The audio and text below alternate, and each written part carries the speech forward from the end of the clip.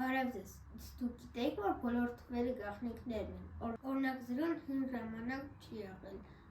այն ստեղծել են Հնդկաստանում։ Մեկը միակ թիվն է, որ չի համարվում պարզ թիվ, պարզ թվերը սկսում են 2-ից, 2-ը միակ զույգ պարզ թիվն է, բոլոր մնացած զույգ թվերը բաժանվում են 2-ի։ 7-ը ամենասիրելի թիվն է, մարդկանց մեծ մասը հենց 7-ն է նշում իրենց ամենասիրելի թիվ։ 13-ը վատ թիվ չէ, մարդիկ այն վախենալու են դարձրել